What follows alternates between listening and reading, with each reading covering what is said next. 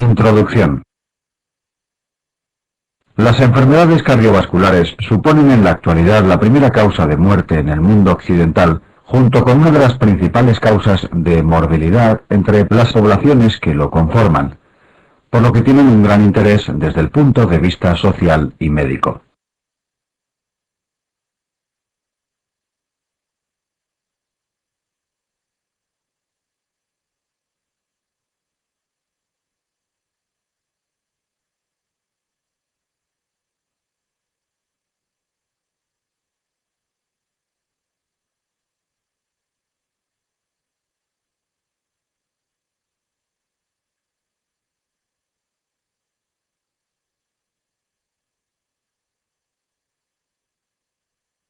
Esta asignatura exige un esfuerzo en cuanto a la comprensión de los pilares o bases fisiopatológicas del funcionamiento del sistema cardiovascular, por lo que buena parte del contenido de esta clase versará sobre los conocimientos necesarios para adquirir esa base, que permitirá comprender fácilmente tanto los fenómenos fisiopatológicos como soplos o ruidos cardíacos, como los distintos fármacos empleados en el área cardiovascular o las diferentes enfermedades que afectan a dicho sistema.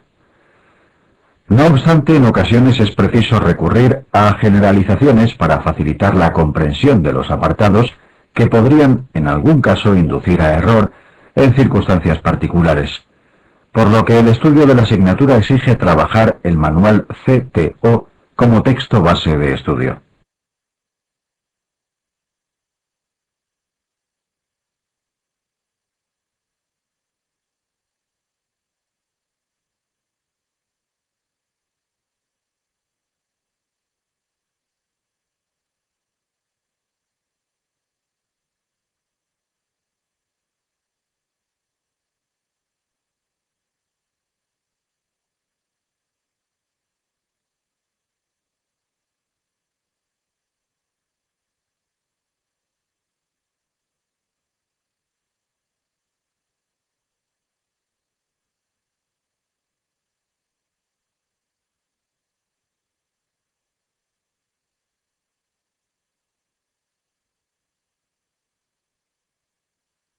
Encontrará la asignatura fácilmente comprensible con los contenidos de esta presentación. Y es este el único propósito de la misma, pues no se pretende hacer una exposición exhaustiva de la asignatura, sino que trata de aclarar aquellos aspectos que han hecho de la cardiología y especialidades relacionadas, clásicamente, una de las más arduas para los estudiantes.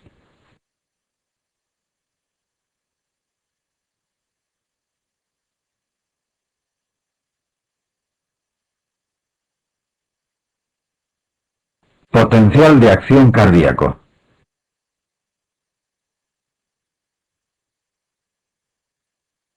Potencial de reposo.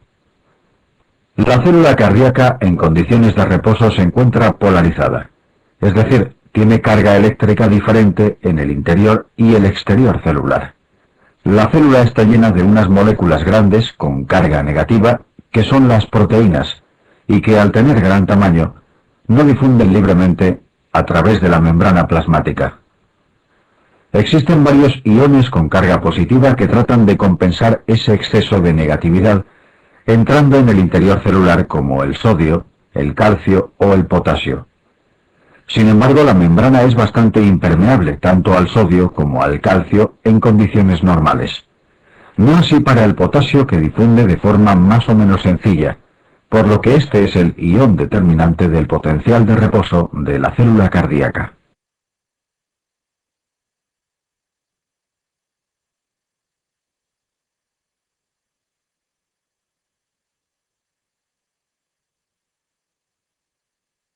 La impermeabilidad al sodio es fundamental, desarrollándose por parte de las células sistemas como la bomba sodio-potasio ATP-ASA, que mediante el consumo energético de ATP consigue la incorporación de potasio al interior de la célula y la expulsión de sodio al exterior.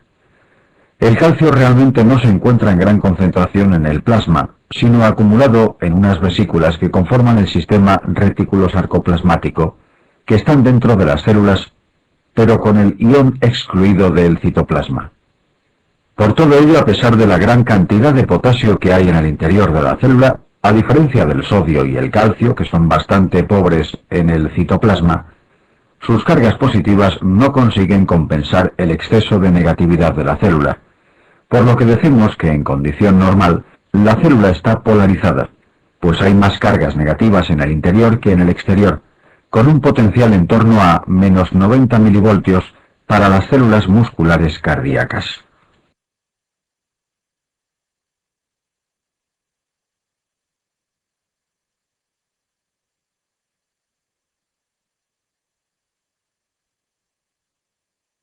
Canales iónicos. Existen unas proteínas de membrana denominadas canales iónicos específicas para cada ion. Su funcionamiento responde en general al voltaje que existe entre los dos lados de la membrana plasmática.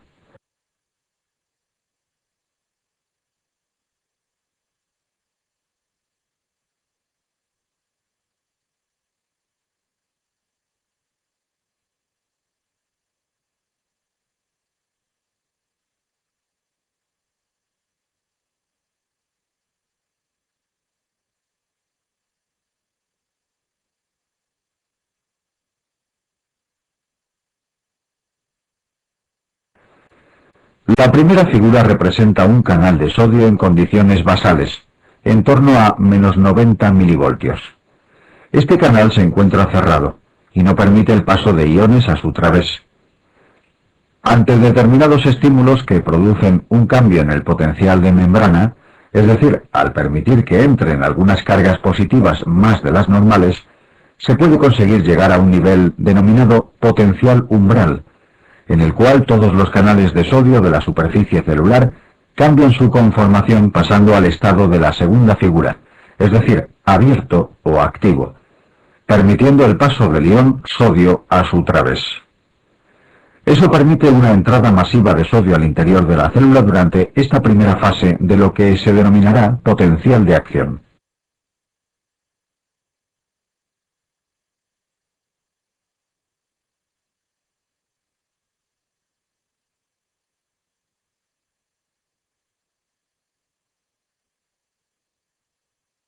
Tras esa entrada de sodio, el potencial de membrana ya deja de ser negativo, puesto que la célula se ha cargado de cargas positivas de sodio.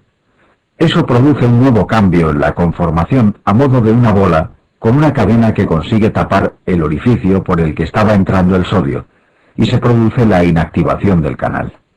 Este canal, que permanece inactivo, no permite el paso de sodio y sin embargo no está preparado para una nueva despolarización, pues hará falta que se transforme de ese estado inactivo al estado cerrado original con un cambio en su conformación. Por lo tanto, existe un periodo de tiempo desde que el canal se inactiva hasta que el canal pasa a modo cerrado, en el que la célula no puede volver a tener una apertura de los canales de sodio, no puede volver a tener por tanto un nuevo potencial de acción. Este es el periodo refractario.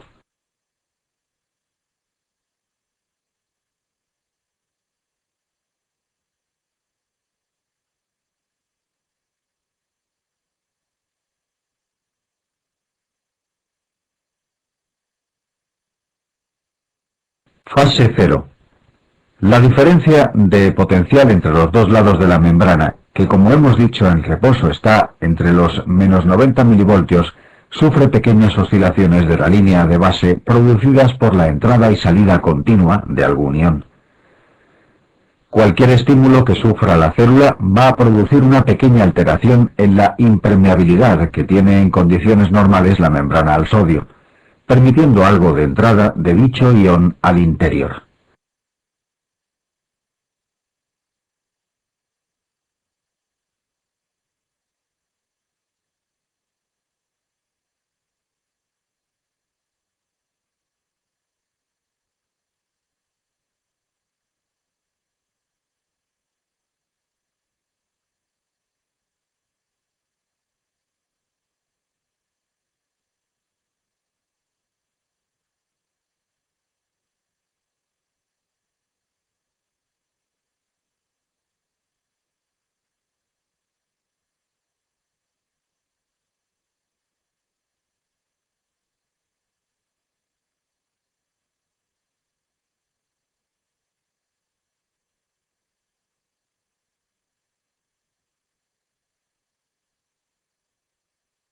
Importante, no entra suficiente sodio para alcanzar los menos 60 milivoltios de diferencia de potencial umbral, y ningún canal de sodio va a llegar al punto en el que se transforma de cerrado a abierto.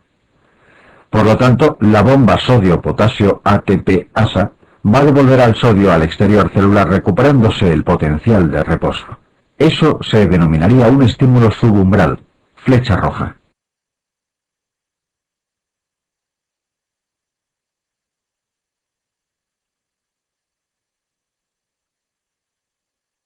Sin embargo, en el momento en que damos un estímulo suficientemente intenso para que entre suficiente sodio en la célula para alcanzar el potencial umbral, flecha azul, todos los canales del sodio de la célula sufren el cambio de conformación, pasando a ser canales activos o abiertos, permitiendo la entrada de sodio, lo que va a hacer que penetre mucho sodio a gran velocidad en el interior. Y esta célula, que estaba polarizada, es decir, era negativa en su interior, se despolariza, y el interior llega a ser prácticamente neutro, o incluso algo positivo en esos primeros momentos. Esto es un fenómeno que se denomina fase cero del potencial de acción, y que por tanto se debe a la apertura de unos canales rápidos del sodio voltaje dependiente.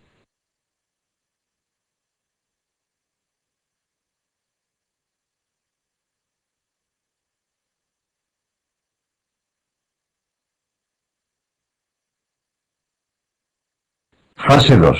Existe una fase 1 que tiene relativa poca importancia, salvo en situaciones especiales como el síndrome de Brugada, por lo que no nos vamos a detener en ella. Tras ella existe un espacio de tiempo que es la denominada fase 2 del potencial de acción, en el que la célula se ingenia un sistema para sacar rápidamente el sodio fuera de su citoplasma, que consiste básicamente en intercambiarlo por iones calcio.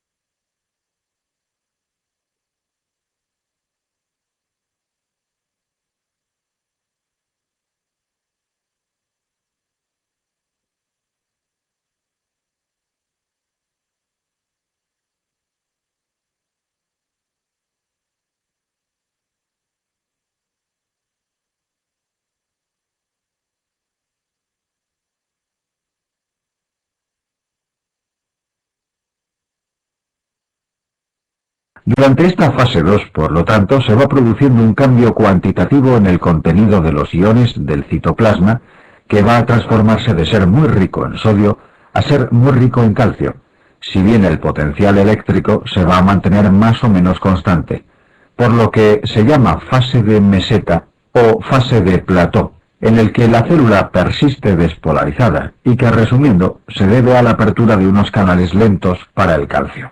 Es importante reseñar de la fase 2 que esta entrada lenta de calcio es vital, dado que el calcio pone en marcha el mecanismo de la contracción cardíaca.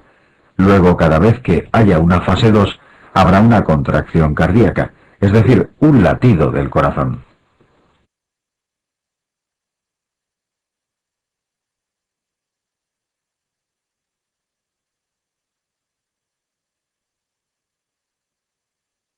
Fase 3. Durante la fase 3 el fenómeno fundamental es la salida de iones positivos para recuperar la negatividad del interior celular. Y eso se consigue básicamente mediante la salida de potasio, que es el catión que con más facilidad difunde desde el interior de la célula hacia afuera. De esta forma, de esta fase 3 se debe a la apertura de distintos canales de potasio, de los que hay muchas familias y subtipos, que van a permitir que la célula progresivamente se vaya haciendo más electronegativa en su interior, recuperando el potencial de membrana y conformando lo que se denomina fase 3 o repolarización.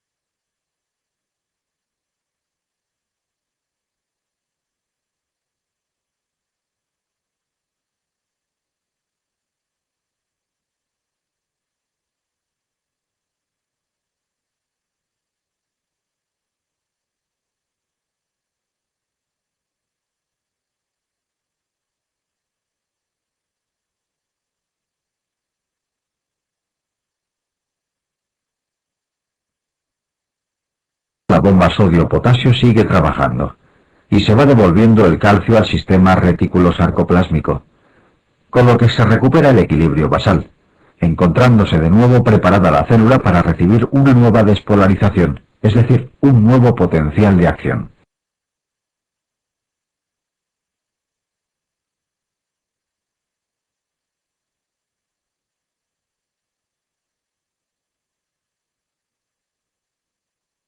Fase 4. En este momento existe un grupo especial de células que son las del sistema de conducción cardíaco. Nodo sinusal, nodo auriculoventricular, haz de Is y red de Purkinje, que presentan una fase 4 del potencial de acción en la cual se produce una entrada lenta de sodio, de forma que progresivamente el potencial de membrana va acercándose al potencial umbral y al alcanzar los menos 60 milivoltios se van a volver a poner en marcha un nuevo potencial de acción, como se aprecia en la figura. Fase 4 con una pendiente ascendente solamente acontece en el sistema de conducción cardíaco, pues solo sus células presentan los canales que permiten la entrada lenta de sodio. Cuanto más arriba en el sistema de conducción, más empinada es la pendiente de la fase 4 y antes se producirá una nueva despolarización espontánea. Por eso el nodo sinusal es el marcapasos fisiológico del corazón.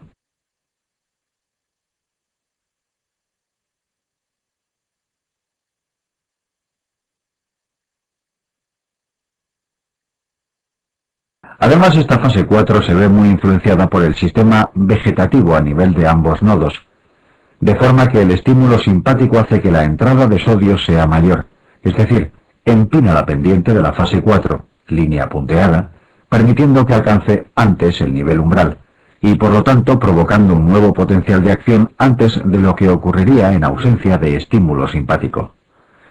El parasimpático tiene el efecto opuesto, línea rayada. Este es el motivo por el que un estímulo simpático produce sobre el nodo sinusal una aceleración de la frecuencia cardíaca.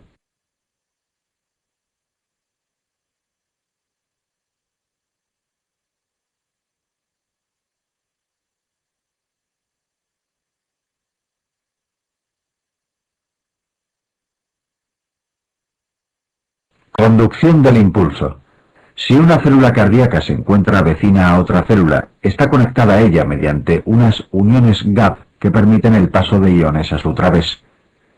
Así, cuando una de las células se despolarice, la célula vecina a través de sus uniones gap va a recibir esa información que va a servir como un estímulo para que se despolarice también, existiendo unas características en la distribución de dichas uniones gap, de forma que la conducción de este impulso despolarizante va a ser mucho más rápida en el sentido longitudinal de las fibras que en el sentido transversal. Así, las células se comportan como un sincitio funcional.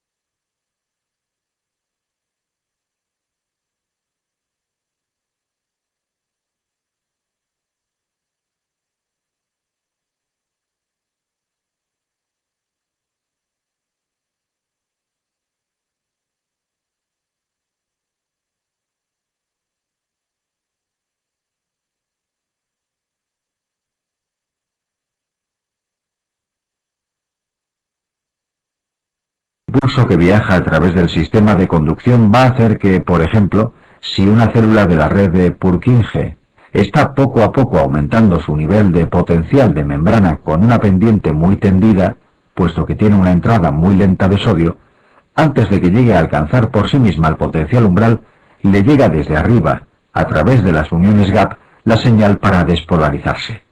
Este es el motivo por el cual la célula que se despolarice más rápido de todo el sistema va a ser la que funcione como marcapasos. En condiciones normales, el nodo sinusal.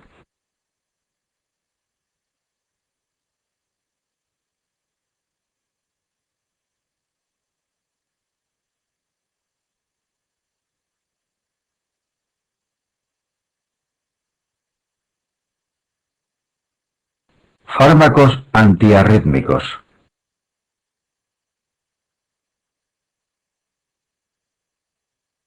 Clasificación. Este esquema nos sirve para comprender la clasificación de los fármacos antiarrítmicos en cuatro grupos. El grupo 4 comprende los fármacos que afectan a la fase 2 del potencial de acción, es decir, son fármacos que inhiben la apertura de los canales lentos del calcio. Son los calcios antagonistas, verapamil y diltiazem.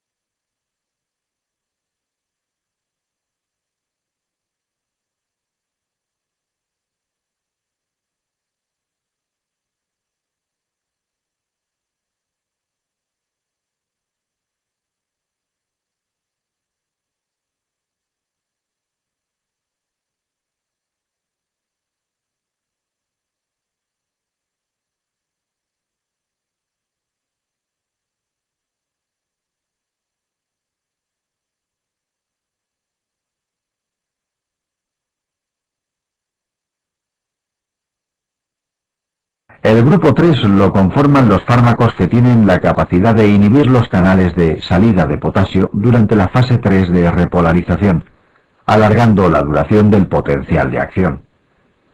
El grupo 2 son fármacos que afectan a la fase 4 del potencial de acción, es decir, los beta-bloqueantes, pues al inhibir el impulso simpático conseguiremos disminuir la pendiente de dicha fase 4.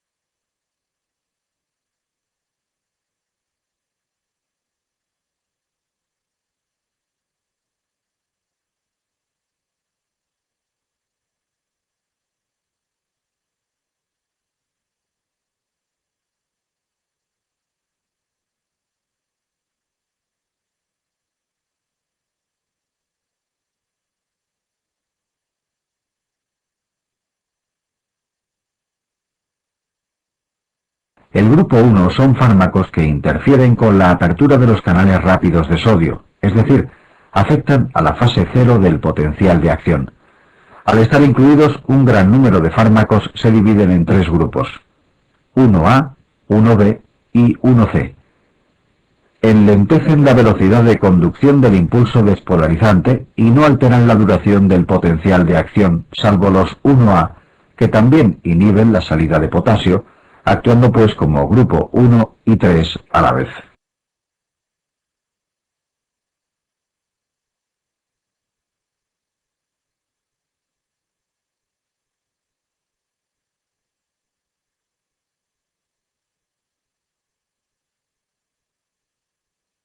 Grupo 4. El grupo 4 está formado por los calcioantagonistas no dihidropiridínicos, es decir, verapamil y diltiazem, que están indicados para tratar o prevenir las taquicardias por reentrada auriculoventricular, como la taquicardia ortodrómica o la taquicardia intranodal.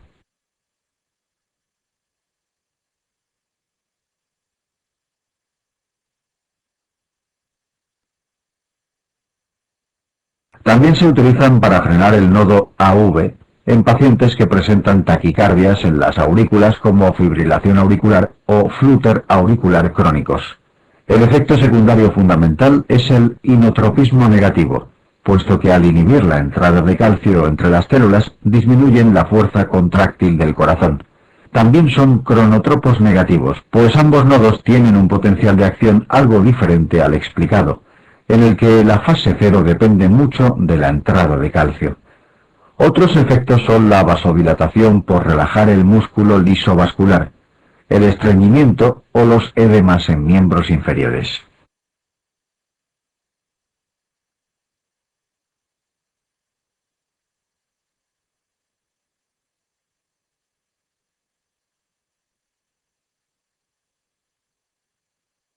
Grupo 2. En cuanto al grupo 2, está conformado por los fármacos betabloqueantes. Sin embargo, los betabloqueantes son mucho más que un antiarrítmico, por lo que en la mayoría de los textos médicos, cuando se habla de los antiarrítmicos, no se refiere a este grupo 2, pues sus efectos exceden en gran medida el efecto antiarrítmico. Tienen otros efectos sobre la contractilidad cardíaca, inotropo negativo, las demandas de oxígeno, el umbral fibrilatorio y otros muchos mecanismos que los hacen muy valiosos en los cardiópatas.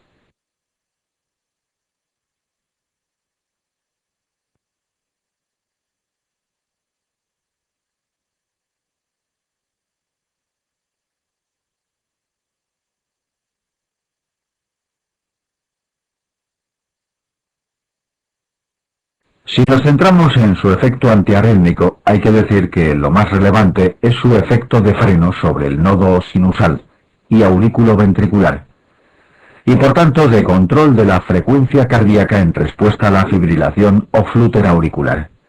También son útiles en las taquicardias por reentrada AV. Además, se pueden utilizar para tratar la taquicardia sinusal en respuesta a circunstancias como las crisis de hipertiroidismo. Están especialmente indicados en pacientes con enfermedad coronaria o con insuficiencia cardíaca por disfunción sistólica, dado que en ambas situaciones han demostrado mejorar la supervivencia. Los efectos secundarios son múltiples y son de destacar la astenia, que es el más frecuente, la braquicardia, el broncoespasmo o la impotencia.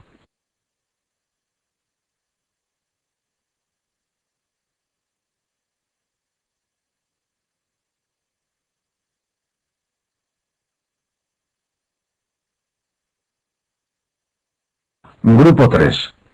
Los fármacos del grupo 3, por enlentecer la salida de potasio y la repolarización, producen un efecto en el electrocardiograma que es la prolongación del intervalo QT, pues el QT expresa el tiempo entre el QRS, onda de despolarización ventricular, y el final de la onda T, onda de la repolarización ventricular. Del intervalo QT puede dar lugar a unas arritmias que se denominan taquicardia en torsión de puntas o taquicardia helicoidal, que es una arritmia ventricular maligna polimorfa y que suele provocar síncope cuando la arritmia se autolimita y si no lo hace, provoca la muerte súbita del paciente. Por lo tanto, los fármacos del grupo 3 pueden provocar muerte súbita induciendo arritmias del tipo torsadas de puntas. Este fenómeno también lo presentan los del grupo 1A.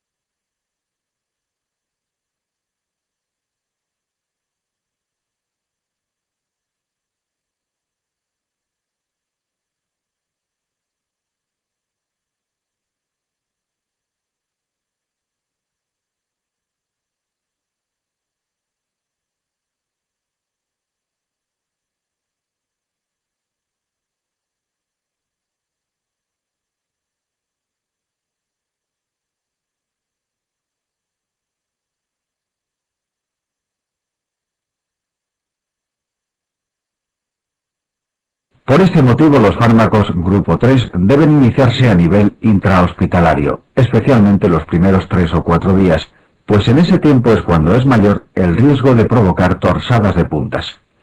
A excepción de amiodarona, que aunque prolonga el QT es excepcional que provoque muerte súbita, por lo que sí puede iniciarse de forma ambulatoria.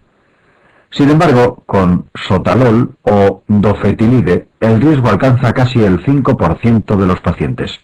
Tienen el máximo riesgo de tener torsadas de puntas por emplear fármacos que prolongan el QT las mujeres con hipertensión e hipertrofia ventricular.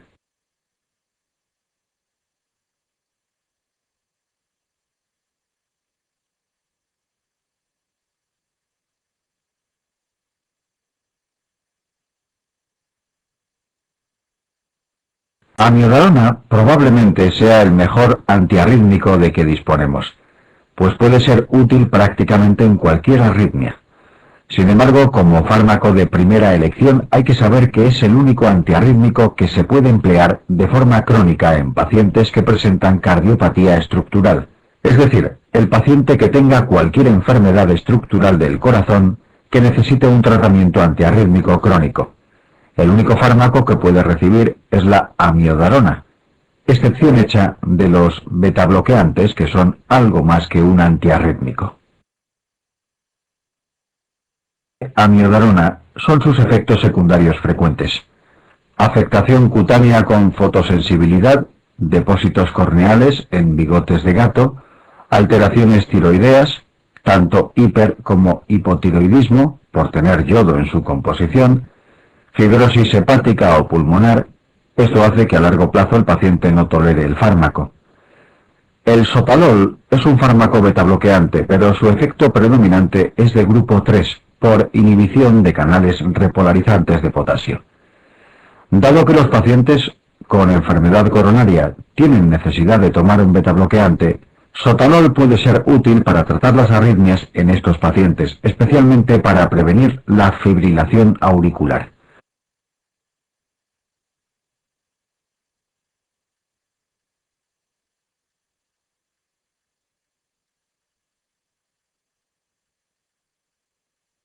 Ibutilide y dofetilide son dos fármacos útiles para el tratamiento de la fibrilación auricular y del flúter auricular.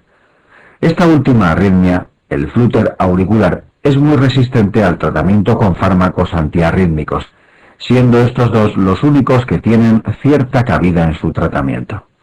El efecto secundario fundamental es la prolongación del QT y riesgo de torsadas de punta. Dofetilide se puede emplear de forma segura en pacientes con enfermedades estructurales del corazón.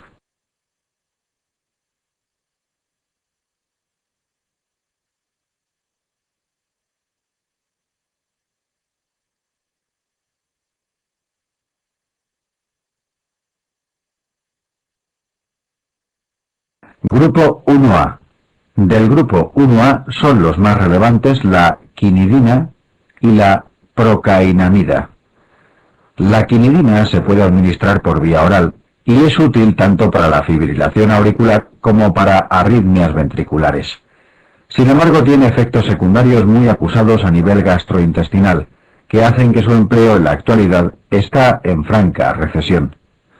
Además, tiene problemas añadidos como su potente efecto vagolítico, que puede provocar una aceleración en la respuesta ventricular en taquicardias supraventriculares, la prolongación del QT, que puede producir síncopes quinidínicos, por taquicardias helicoidales, o la intoxicación crónica con síntomas neurológicos y visuales denominada cinconismo. Por vía oral es mal tolerado al poder provocar a largo plazo un fenómeno autoinmune tipo lupus-like. Por vía intravenosa sigue empleándose y es el tratamiento de elección de la taquicardia ventricular monomorfa sostenida, TVMS, bien tolerada. La TVMS es aquella que tiene su origen en los ventrículos y en la que todos los complejos QRS son de la misma morfología.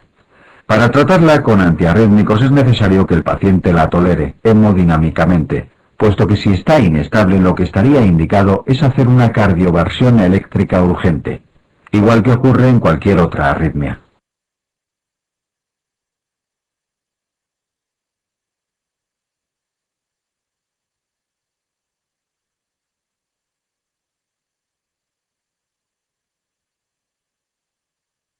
Grupo 1B. La inhibición de la entrada de sodio en las neuronas permite su empleo en circunstancias diferentes de las arritmias. La fenitoína es un fármaco con efectos inhibidor de canales de sodio a nivel del sistema nervioso central, por lo que es un antiepiléptico. Se emplea como antiarrítmico para tratar determinadas arritmias ventriculares provocadas por la intoxicación digitálica. Entre sus efectos secundarios destacan nistagmo e hiperplasia gingival. Es un anestésico local y como arrítmico tiene efectos secundarios en el sistema nervioso central, como nistagmo, convulsiones, etc. Está indicada como prevención secundaria de la fibrilación ventricular durante la fase aguda del infarto. Es decir, no se debe emplear de forma preventiva en pacientes durante la fase aguda de un infarto que no hayan presentado ya una fibrilación ventricular que haya sido correctamente cardiovertida mediante descarga eléctrica, puesto que aumenta el riesgo de asistolia. La mexiletina tiene efecto similar a lidocaína, pero se administra por vía oral y se emplea en pocas situaciones.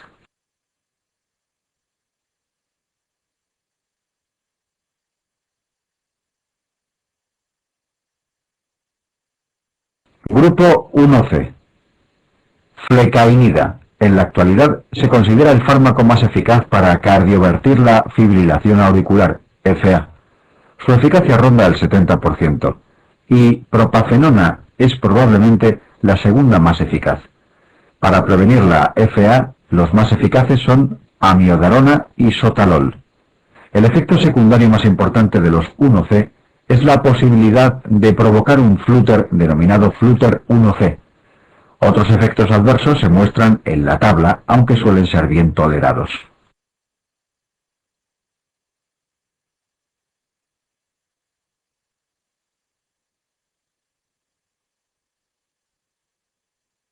Flúter 1C. La FA está conformada por unas 500-600 ondas por minuto que despolarizan de forma irregular las aurículas. Estamos protegidos de morir por fibrilación ventricular gracias al freno del nodo AV, de forma que solo un pequeño número de esas 500-600 ondas pasan a los ventrículos, y así la FA suele tener una respuesta ventricular entre 100-140 latidos por minuto. Ventriculares más lentas que la FA, como el flúter, que cicla unas 300 veces por minuto en las aurículas, son organizadas ordenadas, por lo que producen ondas F regulares en el electrocardiograma. La permisividad del nodo AV para el paso de los impulsos a los ventrículos es mayor en las arritmias organizadas que en las desorganizadas, por lo que, aun siendo más lentas, suelen tener una respuesta ventricular más rápida. Típicamente el flúter auricular común, que va a 300 por minuto en las aurículas, se conduce por el nodo AV en relación 2:1, con respuesta ventricular a 150 latidos por minuto.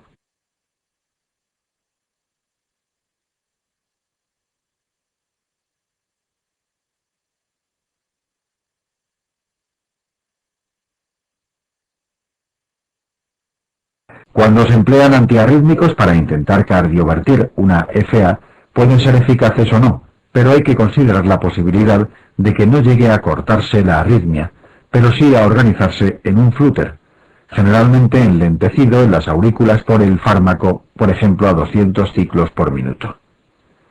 Si el nodo AV permitiese que se condujese 1:1 a los ventrículos, la frecuencia cardíaca pasaría de 100-140 latidos por minuto durante la FA a 200 durante el flúter, produciendo inestabilidad hemodinámica. Para cubrir esa eventualidad, que puede acontecer con cualquier antiarrítmico, pero sobre todo con los 1C y la quinidina, es recomendable asociar fármacos frenadores del nodo AV, betabloqueantes, verapamil, diltiazem o digoxina, para que si se transforma en flúter, la respuesta ventricular no sea 1:1, sino más lenta. Esto es especialmente importante con la quinidina, pues asocia un efecto vagolítico que acelera la conducción por el nodo AV. Propafenona tiene actividad betabloqueante intrínseca, que hace menos probable la respuesta ventricular rápida en el flúter inducido por el fármaco.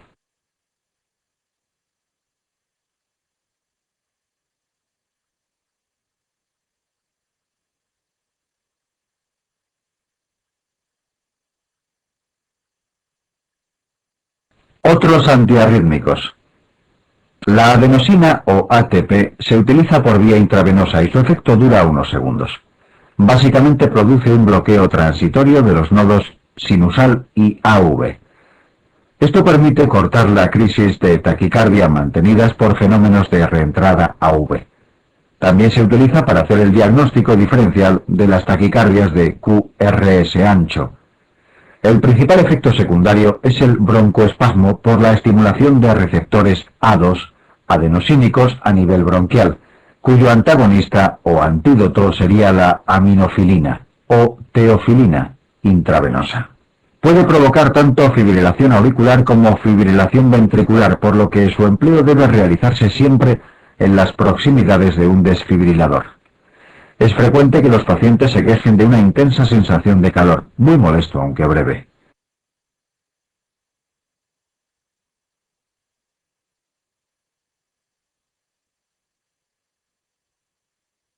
La digoxina es un fármaco cuyo único efecto a nivel antiarrítmico es frenar el nodo AV. Ni quita ni previene ninguna arritmia, por lo tanto nunca está indicada para tratar de quitar o para tratar de prevenir la aparición de ninguna arritmia. De hecho, puede provocar muchas arritmias.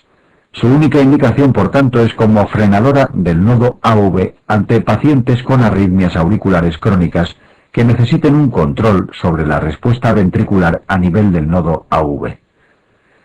Entre los efectos secundarios hay que destacar los más frecuentes de tipo digestivo, aunque los más relevantes son los electrocardiográficos.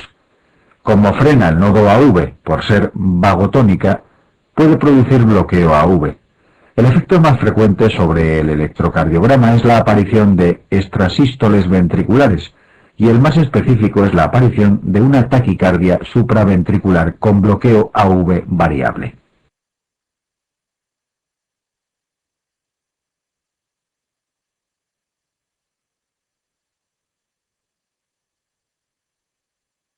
Canalopatías.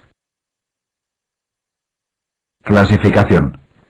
Las canalopatías son enfermedades genéticas por mutaciones en los genes que codifican los canales iónicos determinantes del potencial de acción, alterando su función. Pueden dar lugar a arritmias malignas y muerte súbita. Los síndromes de QT largo congénito tipo 1, LQT1 y 2, LQT2, se caracterizan por una disminución funcional de canales de potasio que origina QT largo y torsadas de puntas. En el LQT3 es un aumento de función del canal de sodio el que prolonga el QT.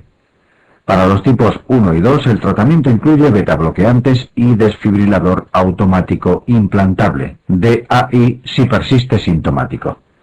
Suplementos de potasio pueden ser útiles en el LQT2. En el LQT3 los betabloqueantes no sirven y está indicado un DAI. A veces antiarrítmicos del grupo 1 ayudan a controlar los episodios.